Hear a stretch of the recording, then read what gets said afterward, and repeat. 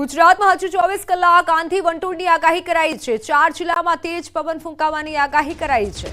કચ્છ, બનાસકાંઠા, પાટણ, સુરેન્દ્રનગરમાં આગાહી છે। 25 થી 30 કિલોમીટરની ઝડપે પવન ફૂંકાશે। અમદાવાદમાં તાપમાન 43 ડિગ્રી આસપાસ રહેશે।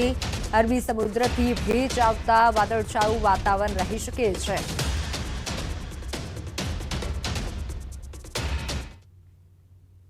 7 दिनों में ड्राई वेदर प्रिवेल करेगा और मैक्सिमम टेम्परेचर की बात करेंगे तो मैक्सिमम टेम्परेचर आने वाले 5 दिनों के लिए नो लार चेंज में रहेगा। और डस्ट स्टॉर्म की बात करेंगे तो बनासकांठा, कच्छ, पाटन और सुरेंद्रनगर के लिए डस्ट स्टॉर्म की वार्निंग दी गई है आज और कल के लिए। और स्ट्रांग सरफेस विंड प्रिवेल करेगी आने वाले 3 दिनों के लिए और उसकी स्पीड होगी 25 से 30 किलोमीटर पर आवर पूरे गुजरात लैंड रीजन के लिए। और मैक्सिमम टेम्परेचर रियलाइज की बात करेंगे तो अहमदाबाद में 42.6 और गांधीनगर में 42.4 मैक्सिमम टेम्परेचर रियलाइज हुआ है।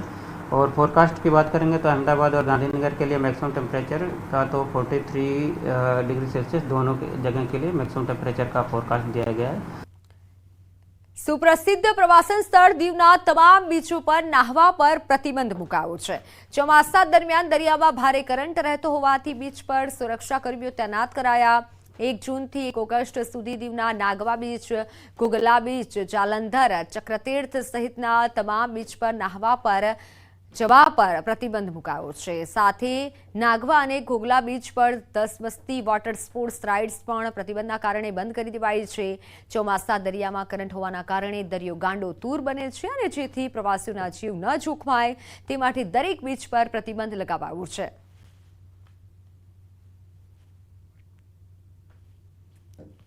અમને એક જ અનુભવ થયું છે કે અમે જે સિઝનમાં અત્યારે આવ્યા છીએ નોર્મલી જે દરિયાનું જે વહાવ છે બહુ વધારે છે। નો ડાઉટ જેવી રીતે બધા ઉપર થોડું ઘણું પેલું પાબંદ આવ્યું છે બટ સ્ટીલ ફેમિલીને લઈને તમે આવો તો તમને ખૂબ આનંદ મળે છે। અમદાવાદ શહેરમાં હજી પણ ખાડા રાજ યથાવત છે। એક તરફ ચોમાસાનું આગમન થવાની તૈયારી છે અને તેવામાં શહેરમાં ખાડા ખોદકામ કરવામાં આવી રહ્યું છે। AMC standing committee chairman Devang દાણીનું નિવેદન કહ્યું કે 1 જૂનથી ખાડાના ખોદકામ માટે નવી પરવાનગી નહીં મળે। વર્તમાન જ્યાં ખાડા હશે તે ઝડપથી પૂર્ણ કરવા સૂચના અપાઈ છે।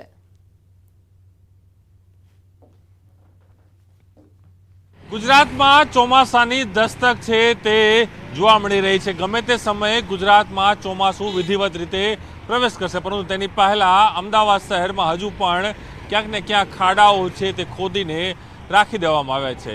સ્ટેન્ડિંગ કમિટીના ચેરમેને આદેશ આપ્યા છે કે જે પણ અમદાવાદ શહેરમાં ખાડાઓ છે તેને સત્વરે પૂરા કરવામાં આવે અને સાથે જ જે પણ નવા ખાડા માટે કોઈપણ પ્રકારની પરવાનગી ન આપવામાં આવે। પરંતુ ચોક્કસ એ માની શકાય કે અમદાવાદ શહેરમાં હજુ પણ ખાડા છે તે જોવા મળી રહ્યા છે। દાણી લીમડા હોય, સાઉથ બોપલનો વિસ્તાર હોય, પૂર્વના વિસ્તારો હોય છે એ તમામ વિસ્તારોમાં હજુ પણ ક્યાંક ને ક્યાંક ખાડા છે। ત્યારે જોવાનું રહે છે કે વરસાદ પહેલાં ખાડા ક્યારે પૂરાય છે પરંતુ એ પણ સવાલ છે કે જો આ ખાડા નહીં પૂરાય તો કેટલાક લોકોના જીવ સાથે જોખમ ચોક્કસ નગરપાલિકાનું ટીમ છે, એન્જિનિયર વિભાગ છે તે અહીં કરશે। કેમેરામેન પંકજ મકવાણા સાથે પ્રણવ પટેલ, ન્યૂઝ 18 અમદાવાદ। એક તરફ મેઘમંડળના અંધાણ વર્તાઈ રહ્યા છે અને બીજી તરફ વડોદરામાં કોર્પોરેશનના પ્રી મોન્સૂન કામગીરીના દાવા પોકળ સાબિત થયા છે।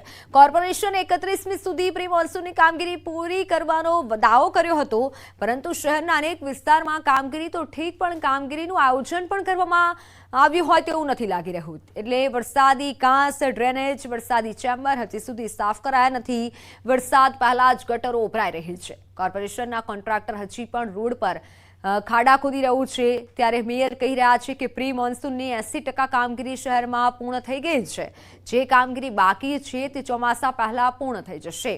તો હવે સવાલ એ થાય છે કે અગાઉ 31મી સુધી કામગીરી પૂર્ણ કરી દેવાની વાત હતી ત્યારે હજુ કહેવામાં આવે છે કે ચોમાસા પહેલા કામગીરી પૂર્ણ કરી દેવામાં આવશે।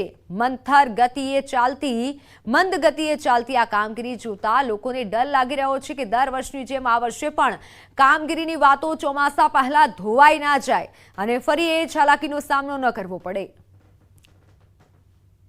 કામગીરી પૂર્ણતાના આરે છે, છતાં પણ ઘણી વખત એવું બનતું હોય છે કે ચાલુ કામગીરી દરમિયાન બીજા એના કનેક્ટેડ બીજી લાઈનો અથવા પાઇપોમાં પણ કંઈક સમારકામ અથવા ક્યાંક સફાઈ અને પ્રી મોન્સૂનને લગતી કામગીરી કરવાની જરૂરિયાત જ્યારે જણાય ત્યારે એ કામને વધારે અંદર ડીપલી જવાની જરૂર પડતી હોય છે.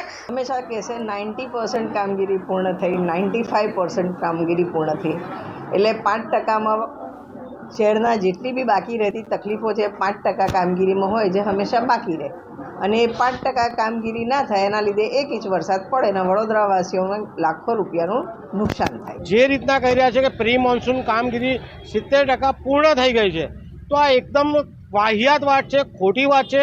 વડોદરા શહેરમાં ખાલી ગટરોના ઢાંકણા ખોલીને કચરો કાઢવામાં આવ્યો છે, ગટરો સાફ કરવામાં નથી આવી. 17 દિવસ પછી ચારધામ યાત્રા માટે ઓફલાઈન રજીસ્ટ્રેશન શરૂ થયું. નોંધણી કેન્દ્રો પર ઉમટી ભક્તોની ભીડ. હરિદ્વારમાં પણ મોટી સંખ્યામાં દર્શનાર્થીઓ રજીસ્ટ્રેશન કરાવવા પહોંચ્યા. રાજસ્થાનના ધ્રોલપુરમાં ભર ઉનાળે સર્જાઈ પાણીની સમસ્યા. ગામના બાળકો પણ દૂર દૂર સુધી પાણી ભરવા જવા મજબૂર બન્યા.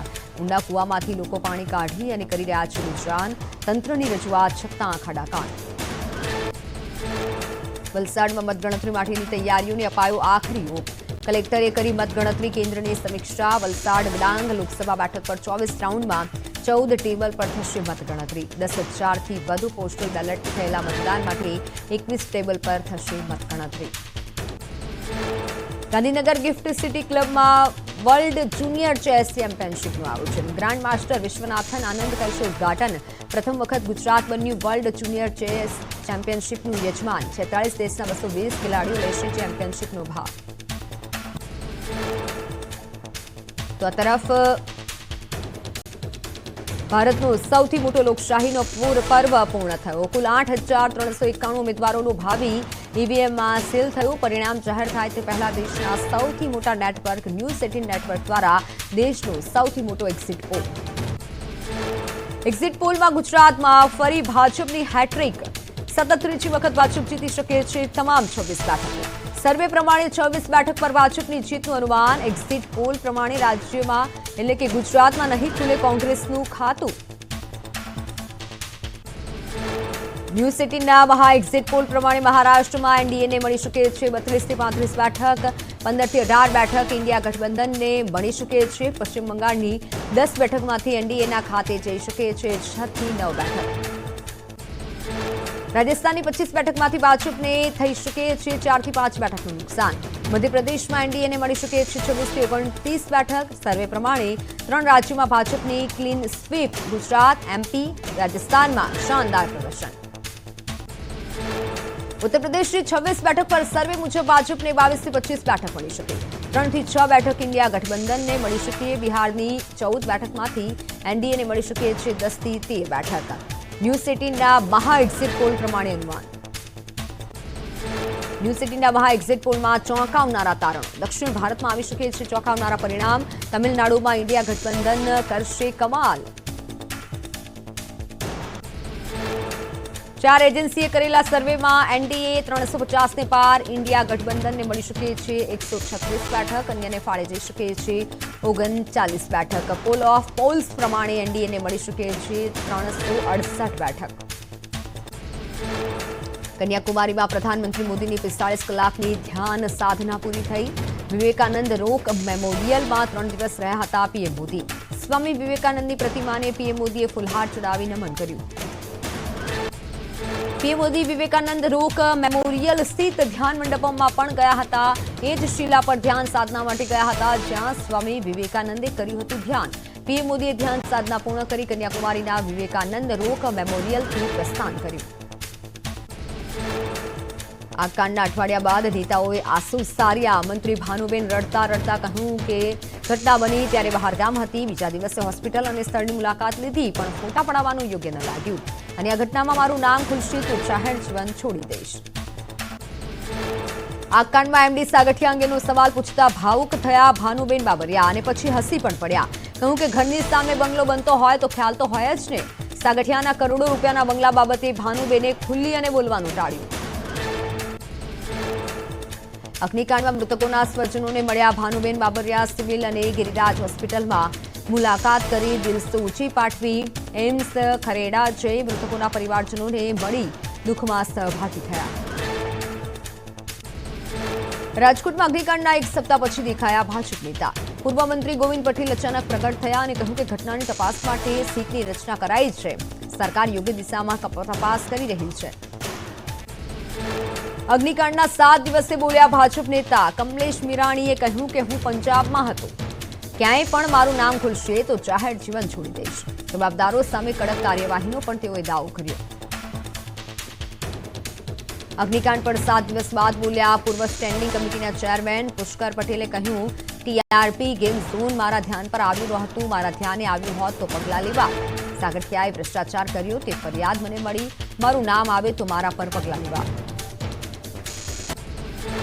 રાજકોટ ગેમ ઝોન કાંડમાં તપાસનો ધમધમાટ. સીટે અત્યાર સુધી 10 અધિકારીઓની કરી પૂછપરછ.